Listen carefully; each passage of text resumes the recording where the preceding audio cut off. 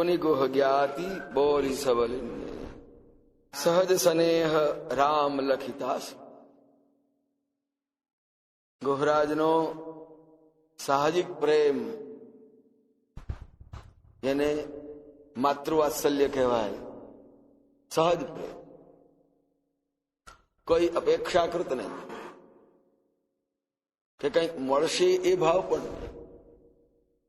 ભગવાને જોયું કે આ નિર્દોષ છે, નિખાલસ પ્રેમ છે, કોઈ પણ જાતની બીજી કોઈ અપેક્ષા નથી. આવો પ્રેમ જોયા પછીથી કરી પરિતોષ સંગલિન્ન ગુહ હૃદય હુલાસ. ભગવાને એને હૃદયપૂર્વક ચાપીને, પોતાના હૃદય સરસો ચાપીને, સંગલિન જોડેલ ચારો આનંદ કરીશું. સંગલિન હૃદય હુલાસ. કેટલો ઉમળકો હશે, કેટલો ઉમંગ હશે. અચ્છા, ચલો ચલો સાથ ચલો, થોડા દિવસો સાથે રહીશું. આમ જ્યાં પ્રભુએ પૂર્ણ રીતે વિકૃતિને સંમતિ આપી, એની સાથે જ ગુહરાજે સામે કિનારેથી પુનિ ગુહ જ્ઞાતિ બોલી, બધા જ સગા સંબંધી કુટુંબીજનો, જ્ઞાતિજનોને, આખા જ્ઞાતિજનોને બોલાવી, આખા ગામને બોલાવી લે. આ ગામ જ એનું રાજા એ હતો. એટલે સામે કિનારે તો પહોંચી જ ગયા હતા, પણ સામે કિનારેથી ગુહરાજે બધાને કે ભાઈ આવો જલ્દી, બધાને બોલાવી લઈ અને બધાને બોલાવી કહ્યું, જો હું જાઉં છું હા સેવામાં, તમે બધા શાંતિથી સારી રીતે સંભાળજો આ બધું. હું ભગવાનની સેવામાં છું, તમે આ બધી સેવા કરો, કરી પરિતો. અને બધાને ખૂબ જ ભરોસો અપાવી, સાંત્વના આપી અને પોતાના પરિજનોને પાછા ગંગા કિનારે પાછા. ગંગા તરીને આવ્યા છે, આખું ગામ આવ્યું છે, એટલે બૂમ પાડી છે કે આવો. એની સાથે બધા જ આ ગરમીમાં ગંગાજીનું જળ હોય કેવો આનંદ આવે. બધા તરીને, જેને તરતા આવડ્યું એને, કોઈ હોડીની રાહ જોઈને તુરંત ગુહે બધાને બોલાવી લીધા. બધા એક સામટા આવીને ઉભા રહ્યા અને પછી બધી વાત કહી દીધી. જો આ પ્રમાણે છે, તમારા બધાની ઈચ્છા હોય, તમારા બધાના વતીની ભગવાનની સેવા કરવા માટે સાથે વનમાં જાઉં છું, બધું તમે સંભાળજો. કરી પરિતો બધાને સોંપી દઈ, સંતોષ આપીને, વાહ એમ થાય, અમારા ગામનો, અમારા કુળનો, અમારી નાતીનો, અમારો રાજા ભગવાનની જોડે તે સેવામાં બધાને સંતોષ થાય. વાહ, હા જાઓ, અમે અમારી સંમતિ છે અને બધું અમે સંભાળી લઈશું, અમારી જરાય ચિંતા ફિકર કરશો નહીં. આમ પ્રેમપૂર્વક ભગવાને જોડે લઈ અને આ બધાને વિદાય કર્યા પાછા શૃંગેરપુર માટે. ગણપતિ પ્રભુ બસ અહીંથી ગંગાજીથી આગળ પ્રયાણ કરે છે. ગણપતિનું સ્મરણ કર્યું, પ્રસન્ન વદનમ ધ્યાયે. જ્યાં જઈએ ત્યાં આગળ ભગવાન પ્રસન્ન મુખથી અમારી આગળ ને આગળ. રોજ પ્રાતઃકાળમાં ઉઠી જેમ ભગવાને ગંગાજીના કિનારેથી છોડતા, તબ ગણપતિ ગણપતિને સ્મરણ કર્યું સીતાજીએ. એમ પ્રાતઃકાલમાં ઉઠીને જાગતાની પહેલી જ સેકન્ડે પ્રસન્ન વદનમ ધ્યાયે. જુઓ આખો દિવસ કેવો જાય છે. સવારમાં જાગ્યાની પહેલી સેકન્ડ થાય ને પહેલું સ્મરણ કરવાનું પ્રસન્ન વદનમ, એટલે આપણામાં રહેલી આપણી પ્રસન્નતા જ વ્યક્ત થાય અને આપણે આખો દિવસ પ્રસન્ન રહીએ. સીતાજીએ પણ ગંગાજીના કિનારો છોડતા પહેલા ગણપતિનું સ્મરણ કર્યું, પછી સુમેરી શિવ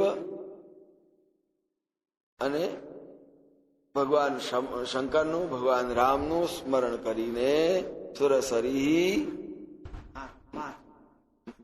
માથું નમાવી ગંગાજીને પણ નમસ્કાર કરે. આપણી પરંપરા છે, આપણી સંસ્કૃતિ છે. નદી એ આપણી લોકમાતા છે. એને જીવન આપ્યું છે, જળ આપ્યું છે, અને એટલા માટે ગંગાજીને પણ કે માતા તરીકે સીતાજીએ વંદન કરી, માથું નમાવીને એમને એમ નહીં પ્રણામ કર્યા છે. ભગવાને પણ પ્રણામ કર્યા. અને ત્યાંથી હજુ કઈક હું રસ્તો બતાવીશ કે આગળ કોને ચાલવાનું, ગોહરાજને કે તો સૌથી પહેલા સખા ચાલો ત્યારે આગળ વધીએ. કઈ બાજુ જવાનું ભગવાન પૂછે કોને, કોને, ગોહરાજને પૂછે કે હવે કઈ બાજુ, એટલે પૂછવું જ ના પડે. એટલે સૌથી પહેલા તુલસીદાસજીએ પણ ગોહરાજને સૌથી આગળ મૂકી દીધા. મારી પાછળ પાછળ ચાલો. જગત ભગવાનની પાછળ ચાલે અને ભગવાન ભક્તની પાછળ ચાલે.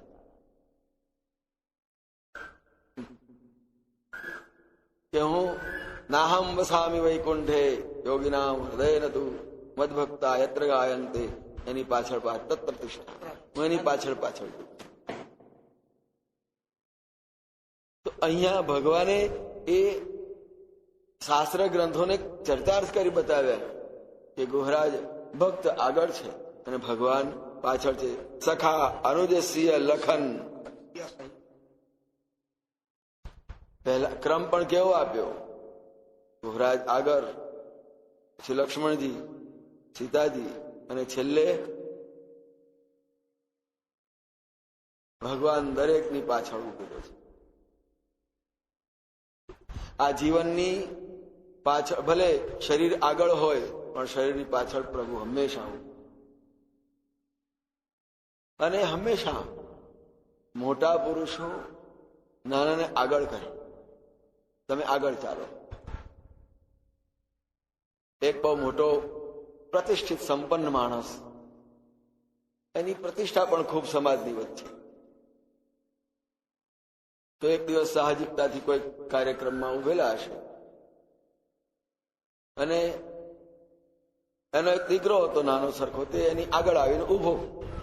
પણ બધા લોકો જાય, એમને પ્રણામ કરતા જાય, જય જય કહેતા જાય, એનો આદર કરતા જાય, સલામ મારતા જાય. એટલે પેલો છોકરો જોઈ, ઓહો, આટલા બધા લોકો મને પગે લાગે છે, મને આદર આપે છે.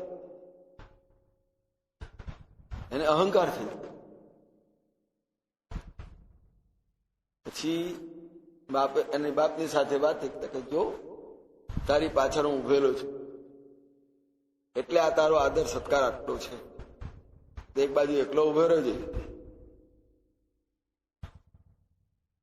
તો એ પ્રમાણે કરી જોયું કે આવનાર જરા એના પિતાને આદર આપે, પણ પેલો ફરી પાછો આવી જાય. તો આમ હંમેશા પિતા પુત્રને, પ્રભુ પોતાના ભક્તને આ રીતે આદર આપતા, સૌથી આગળ રાખે, તમે આગળ ચાલો. એમ ઘરમાં વડીલ તરીકે પણ સૌને આગળ કરજો, ચાલો બધા આગળ. તો સારું છે કે મા તરીકે બધાને જમાડીને પછી છેલ્લે જમવા બેસે. કેવી રીતે જમવા બેસે ખબર છે? થાળી પીરસે, વાડકી રાખે, થાળી મૂકી હોય, શાકની તપેલી જે કઈ વધ્યું હોય તપેલી બાજુએ રાખે,